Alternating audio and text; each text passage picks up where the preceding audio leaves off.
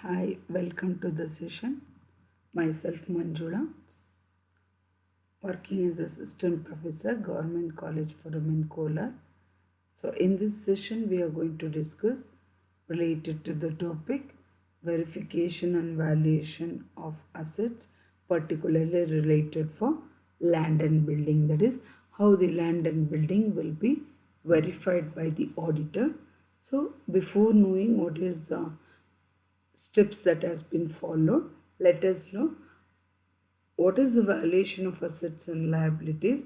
That is, as auditor is going to depend mainly upon the valuation that is done by other party. That is, he should not accept the certificate which is given by them. Why means because without proper care and enquiry, he has to critically examine what is the certificate and satisfy himself that the valuation has been properly made.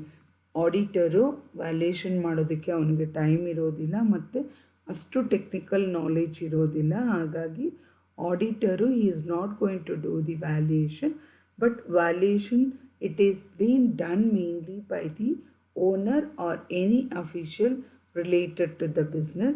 Then those people, if they are going to provide the certificate, that is which and all the product, that is assets are available in the business, based on that certificate the auditor he has to perform as verification. So he has to see that whatever the information that is available in related to the valuation and verification of assets and liabilities, he should verify what and all the values of assets and liabilities are preferred. It has to be properly followed generally accepted accounting principle. Financial principles follow ಮಾಡಿನೇ accounts ಮಾಡಿದಾರಾ ಇಲ್ಲ ಅಂತ cross check ಮಾಡಬೇಕಾಗುತ್ತೆ.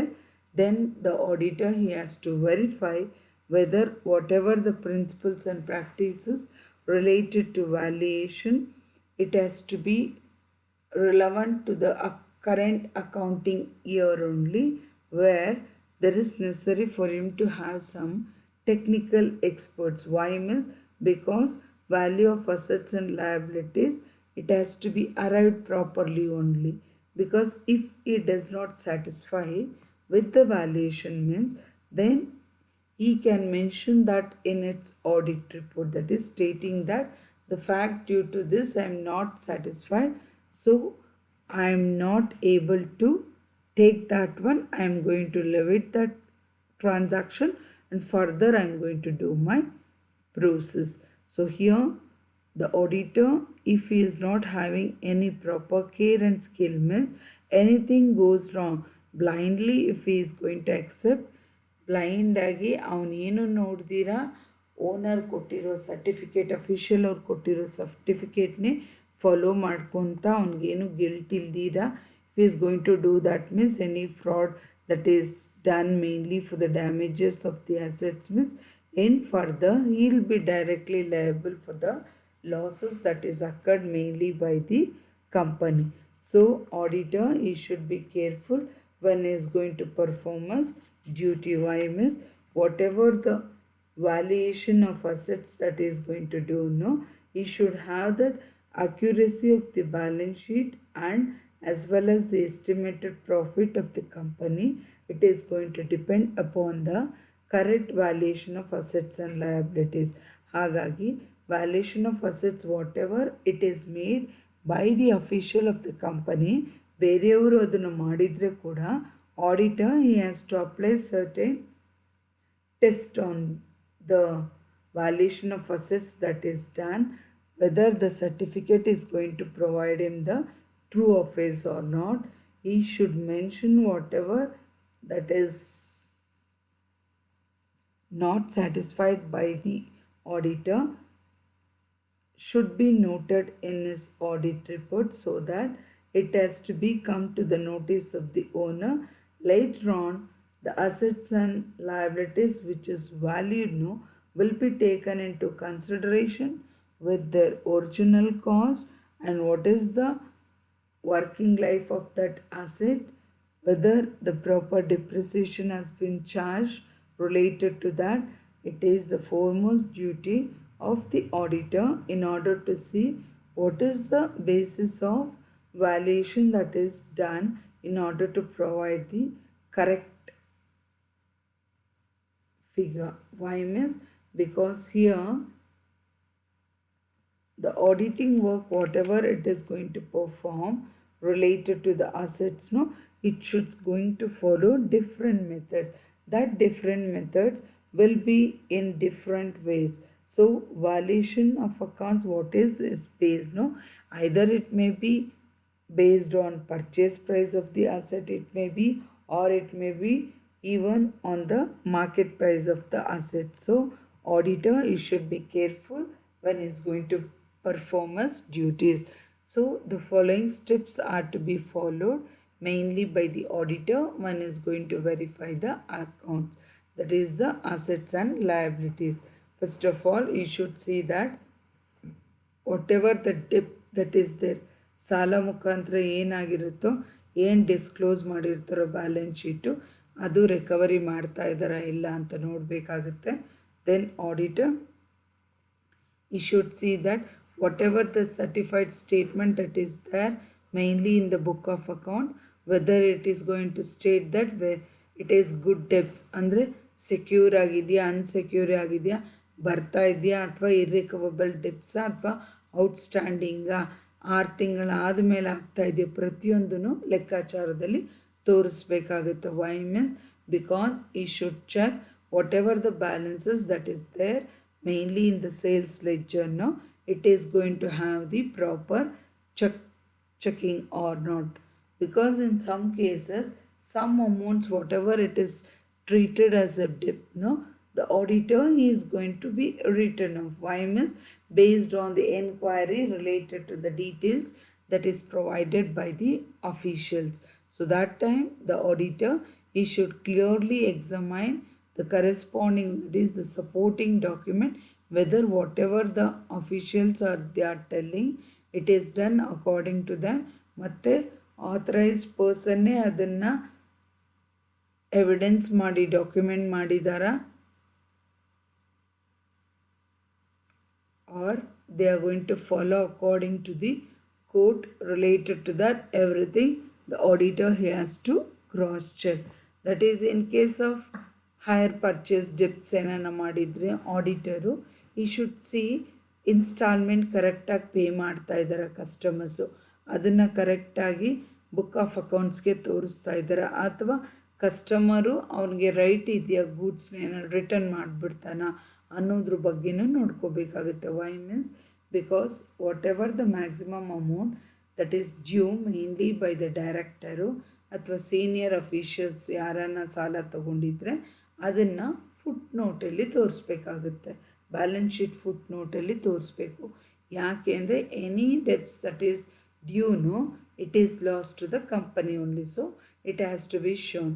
Sometimes in case of ಡೆಬ್ಟ್ that is subsidiary ಕಂಪನಿಯಿಂದ ಏನನ್ನ ಸಾಲ ತಗೊಂಡು ಇದೇ ಮ್ಯಾನೇಜ್ಮೆಂಟ್ ಏನನ್ನ ಕಂಟಿನ್ಯೂ ಆಗ್ತಾ ಇದ್ದರೆ ಆವಾಗ ಆಡಿಟರು ಈ should provide the relevant documents that is stating that what is the debt that is there, no, it is going to provide correctly and the company is going to provide that in the book of accounts.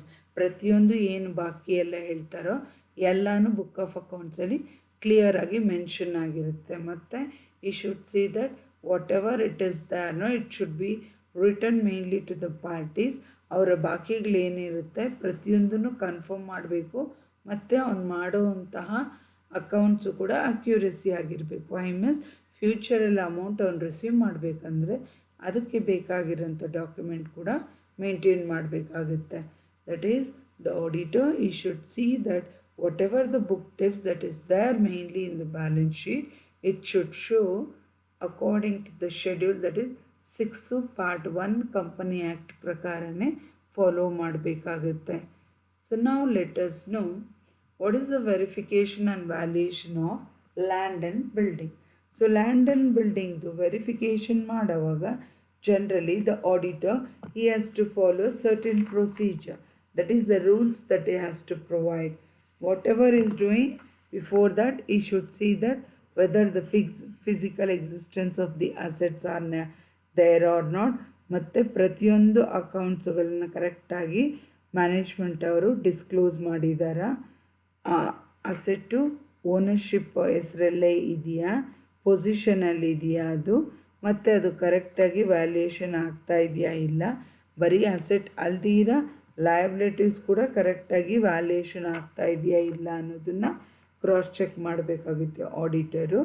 Some in case of land and building, that is freehold land and building, the auditor he should verify mainly first of all the title of the deeds. Title of the deeds is nothing but ಅವನಿಗೆ ಏನಾರ doubt ಬಂತು, that is ಈ property ಅವ್ರ ಹೆಸರಲ್ಲಿ ಇಲ್ಲ ಅಂದರೆ then the property whatever it is there no he should see whether it is mortgage or not. Mortgage ಆಗಿದ್ದರೆ mortgage ಯಾಕಾಗಿದೆ ಅದರ ಸರ್ಟಿಫಿಕೇಟ್ನ ಡೀಡನ್ನು ಕೂಡ ವೆರಿಫೈ ಮಾಡಬೇಕಾಗಿರುತ್ತೆ. In case if the value of the land ಅಥವಾ ಕಾಸ್ಟ್ ಪ್ರೈಸು ಅದನ್ನು consider ಮಾಡಿದ್ರೆ then the auditor he has to know what is the original cost of the property. Then he should verify whether it has be transfer ಡೀಡಾ. So in case of building valuation ಏನೇ ಮಾಡಿದ್ರೂ builder receipts ಆಗಿರ್ಬೋದು, depreciation ಏನು charge ಮಾಡ್ತಾ ಇದ್ದಾರೆ ಪ್ರತಿಯೊಂದನ್ನು consider ಮಾಡಬೇಕಾಗಿರುತ್ತೆ. ಇಲ್ಲಿ he has to verify in case of leasehold property ಏನಾನ ಇದ್ದರೆ ಅದು ಲೀಸಲ್ಲಿ ಇದೆಯಾ ಅಂತ ಆಡಿಟರು ವೆರಿಫೈ ಮಾಡಬೇಕಾಗುತ್ತೆ. Because the auditor he should see and verify that whatever the title deeds is there no he should check building is there in the name of the client only. Client ಹೆಸರಲ್ಲೇ building ಇದೆಯಾ ನೋಡ್ಕೋಬೇಕಾಗುತ್ತೆ. ಮತ್ತು ಈ has to ವೌಚಿಂಗ್ ನೋಡಬೇಕಾಗುತ್ತೆ, ಅದು ಕರೆಕ್ಟಾಗಿ ಪ್ರತಿ ವರ್ಷನೂ addition ಮಾಡ್ಕೊಂಡು ಬರ್ತಾ ಇದ್ದಾರೆ, ಆ ಬಿಲ್ಡಿಂಗ್ದು ಕಂಟಿನ್ಯೂಟಿ ಇದೆಯಾ. If any building is sold, ಆ ಬಿಲ್ಡಿಂಗ್ ಏನನ್ನ ಮಾರಾಟ ಆಗೋಗಿದ್ರೆ ಆ ವರ್ಷದಲ್ಲಿ ಅದಕ್ಕೆ ಕರೆಕ್ಟಾಗಿರೋಂಥ ವೌಚರ್ಸ್ ಇದೆಯಾ, ಸೇಲ್ಸ್ ವೌಚರ್ಸ್ ಮೇಂಟೈನ್ ಮಾಡಿದಾರಾ, ಮತ್ತು ಅದನ್ನು ಕರೆಕ್ಟಾಗಿ ವೆರಿಫೈ ಮಾಡಬೇಕು. Same amount profit and loss ಅಕೌಂಟಲ್ಲಿ ಟ್ರಾನ್ಸ್ಫರ್ ಮಾಡಿದಾರಾ, ಫಿಗರ್ಸ್ ಕರೆಕ್ಟಾಗಿದೆಯಾ, ಮತ್ತು ಪ್ರತಿ ವರ್ಷನೂ ಆ ಫಿಕ್ಸಡ್ ಅಸೆಟ್ಸ್ಗೆ ಡಿಪ್ರಿಸಿಯೇಷನ್ ಚಾರ್ಜ್ ಮಾಡ್ತಾ ಇದ್ದಾರಾ ಅನ್ನೋದು ಕೂಡ ವೆರಿಫೈ ಮಾಡ್ಕೋಬೇಕಾಗಿರುತ್ತೆ.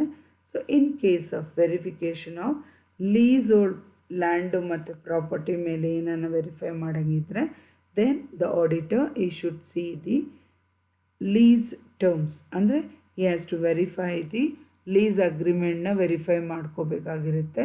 ಯಾಕೆ ಅಂದರೆ auditor whatever is going to do without his negligency or without his carelessness, he should see whatever the lease rental what is received, it has to be debited to the revenue accountಗೆ transfer ಮಾಡಿದಾರ ನೋಡ್ಕೋಬೇಕಾಗುತ್ತೆ. ಯಾವತ್ತು last rent payment ಕಟ್ಟಿದ್ದಾನೆ, repairs maintenance ಏನನ್ನ ಆಗಿದೆಯಾ, ಕರೆಕ್ಟಾಗಿ depreciation ಮಾಡಿದರೆ ಎಲ್ಲನೂ ಕರೆಕ್ಟಾಗಿ ಡೆಬಿಟ್ ಆಗ್ತಾ ಇದೆಯಾ ರೆವಿನ್ಯೂ ಅಕೌಂಟ್ಗೆ ಅನ್ನೋದು ನೋಡ್ಕೋಬೇಕಾಗಿರುತ್ತೆ. So first of all the original cost of building ಮೇಲೇ ಅವರು ಕ್ಯಾಲ್ಕುಲೇಟ್ ಮಾಡ್ತಾ ಇದ್ದಾರಾ, ಅಂದರೆ ಕನ್ಸ್ಟ್ರಕ್ಟ್ ಮಾಡ್ತಾ ಇದ್ದಾರಾ, ಅದೇನನ್ನು ಕೊಂಡ್ಕೊಳ್ಳೋ ಥರ ಇದ್ದರೆ, ಮತ್ತು ಮೆಥಡ್ಸ್ ಆಫ್ ಡಿಪ್ರಿಸಿಯೇಷನ್ ಏನನ್ನು ಚಾರ್ಜ್ ಮಾಡಿದರೆ assets weather it is valued at costless depreciation ಥರ ಇದೆಯಾ, ಎಲ್ಲನೂ ಕರೆಕ್ಟಾಗಿ ಮೇಂಟೈನ್ ಮಾಡ್ತಾ ಇದ್ದಾರಾ ಅನ್ನೋದ್ರ ಬಗ್ಗೆ ಕೂಡ ನೋಡ್ಕೋಬೇಕಾಗಿರುತ್ತೆ. Why means because whatever the mode of valuation that is related to the different types of assets no it has to be taken into consideration by the auditor. First of all, related to the fixed assets. Fixed assets is nothing but this is the permanent nature. ಇದು permanent ಆಗಿರುತ್ತೆ. Business on going ಎಲ್ಲಿ ತನಕ ಇರುತ್ತೋ ಅಲ್ಲಿ ತನಕ ಇದು carry on ಆಗ್ತಾ ಇರುತ್ತೆ. ಸೊ ಇದರಿಂದ ಇನ್ಕಮ್ ಅರ್ನ್ ಮಾಡ್ಬೋದು, but it is not for ರೀಸೇಲ್ಗೆ ಯೂಸ್ ಮಾಡೋಂಗಿಲ್ಲ because it is a asset of the company. So example ಏನು ಹೇಳ್ಬೋದು ಅಂದರೆ ಲ್ಯಾಂಡ್ ಆ್ಯಂಡ್ ಬಿಲ್ಡಿಂಗ್ ಆಗಿರ್ಬೋದು, plant and machinery, furniture and fixtures etcetera ಎಲ್ಲ ಬರುತ್ತೆ. These assets always will be valued at cost price only, where yearly you have to charge depreciation in their value only. So depreciation charge ಮಾಡೋವಾಗ they are going to follow different types of methods, ಅದನ್ನು follow ಮಾಡ್ಕೊಳ್ತಾ ಇರ್ತಾರೆ. ಮತ್ತು addition ಮತ್ತು sales ಎರಡನ್ನು consider ಮಾಡಬೇಕಾಗಿರುತ್ತೆ. So ಈ fixed assets generally you will be having even wasting assets ಅಂತಲೂ ಇದೆ. ಆ wasting assets is nothing but these are something which is there in fixed nature. ಅಂದರೆ ಇದು ಯೂಸ್ ಮಾಡ್ತಾ ಇದ್ದರೆ, ವೇರ್ ಆ್ಯಂಡ್ ಟೇರ್ ಮಾಡ್ತಾ ಇದ್ದರೆ ಇದ್ರದ್ದು ಗ್ರ್ಯಾಜುಲಿ ಸ್ಕ್ರಾಪ್ ಥರ ಆಗುತ್ತೆ. ಅಂದರೆ ಅದರ ವ್ಯಾಲ್ಯೂನ ಕಂಟಿನ್ಯೂಸ್ ಆಗಿ ಪಾರ್ಟ್ ಬೈ ಪಾರ್ಟ್ ಏನಾಗುತ್ತೆ ಅಂದರೆ ಲೂಸ್ ಮಾಡ್ಕೊಳ್ತಾ ಇರುತ್ತೆ. ಅದು ಯಾವುದಾಗಿರ್ಬೋದು ಅಂದರೆ ಮೈನ್ಸ್ ಆಗಿರ್ಬೋದು, ಕ್ವಾರೀಸ್ ಆಗಿರ್ಬೋದು, ಅಥವಾ ಆಯಿಲ್ ವೆಲ್ಸ್ ಆಗಿರ್ಬೋದು ಎಲ್ಲನೂ.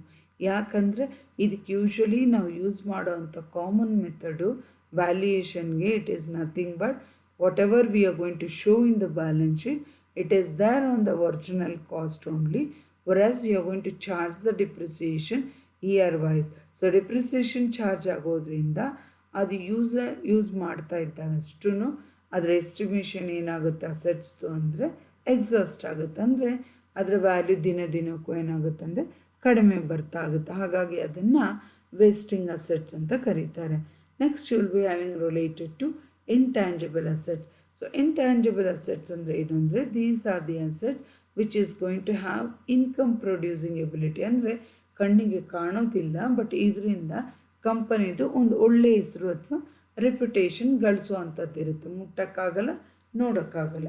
ಯಾವುದ್ಯಾವುದಾಗಿರ್ಬೋದು ಅಂದರೆ generally it may be goodwill ಆಗಿರ್ಬೋದು, ಪೇಟೆಂಟ್ ಆಗಿರ್ಬೋದು, ಕಾಪಿರೈಟ್ಸು ಅಥವಾ license. All this you can take it as a intangible assets. ಇವೆಲ್ಲನೂ ಯೂಶ್ವಲಿ ಏನು ಅಂದರೆ it is going to value at the cost price only.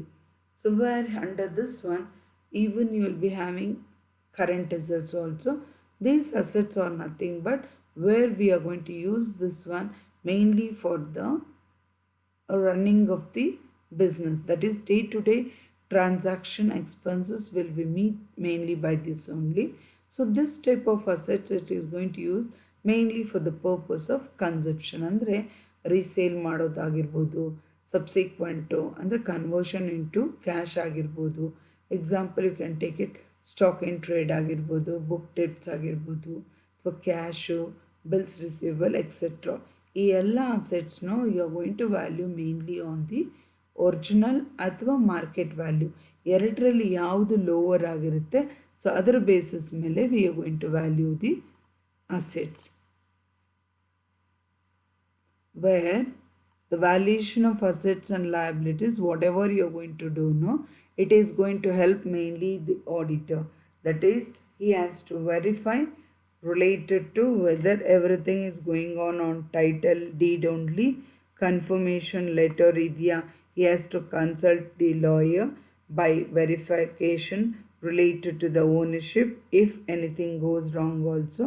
Matte he has to verify whatever the deeds that has been related to the purchases, everything is going on smoothly and the agreement is going to fulfill the needs, and whatever the payment voucher that is there related to this purchase also, each and every transaction has to be monitored mainly by the auditor. In case if anything the sale of buildings has been taken place means, then the auditor he has to verify whether the amount whatever it has been received it is correctly recorded or not.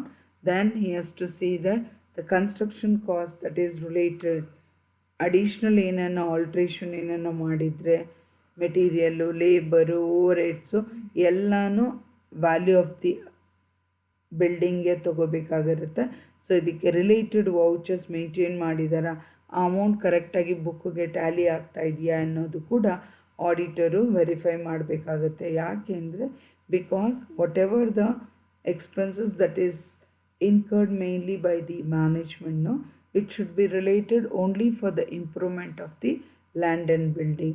So it can be added to the cost of assets only, where the auditor should verify what and all the types of expenses that are there really in nature.